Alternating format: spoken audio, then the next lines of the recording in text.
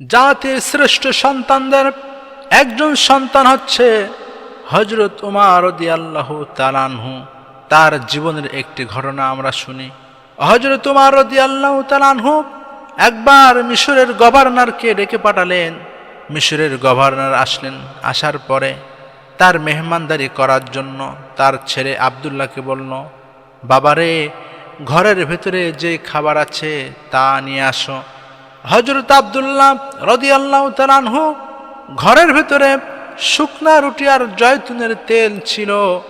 এই শুকনা রুটি আর জয়তুনের তেল এনে হযরত উমর আর মিশরের গভর্নরের সম্মুখে পেশ করলেন। এরপরে হযরত উমর রাদিয়াল্লাহু তাআলা আনহু বিসমিল্লাহ বলে খাওয়া শুরু করলেন।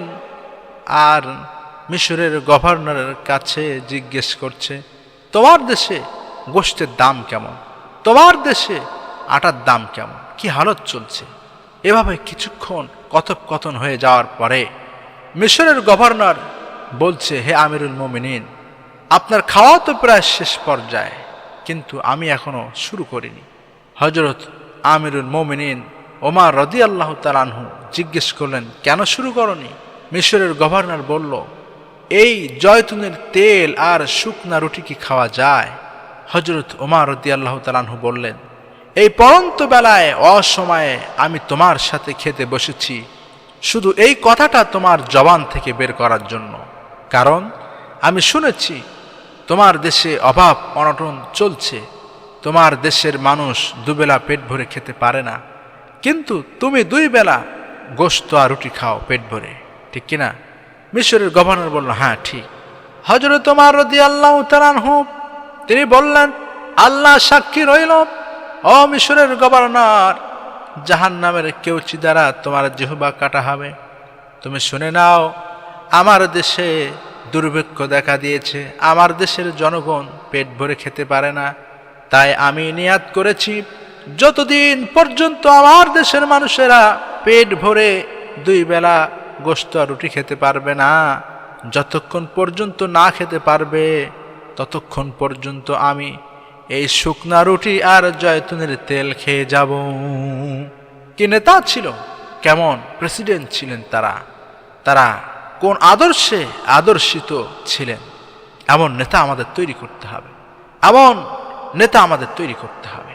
আল্লাহ রাব্বুল আলামিন বলেছেন, ইন্নাল্লাযীনা ইয়াখশাউনা রাব্বাহুম বিল গায়বি লাহুম মাগফিরাতুন ওয়া আজরুন কাবীর।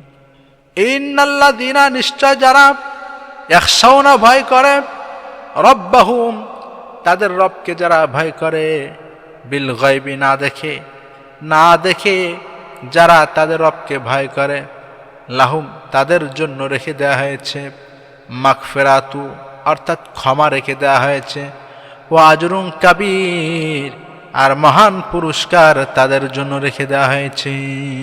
সুবহানাল্লাহ, মহান পুরস্কার তাদের জন্য রেখে দেওয়া হয়েছে। সুতরাং আল্লাহর ভয়ে আমাদেরকে চলতে হবে, আল্লাহর ভয়ে আমাদের জীবনকে করতে হবে। সমাজে যারা নেতা রয়েছে, যারা জনগণের দায়িত্ব নিয়ে চলেন, অবশ্যই তাদেরকে হযরত ওমর রাদিয়াল্লাহু তাআলা আনহুর মতো হতে হবে। তাহলে সেই সমাজে শান্তি এসে যাবে, সেই সমাজে শান্তি এসে যাবে। আর আমাদেরকেও সেই মানুষগুলিকে নির্বাচন করতে হবে যারা হচ্ছে আল্লাহ ভীরু, খোদা ভীরু, যারা হচ্ছে তাকওয়াবান।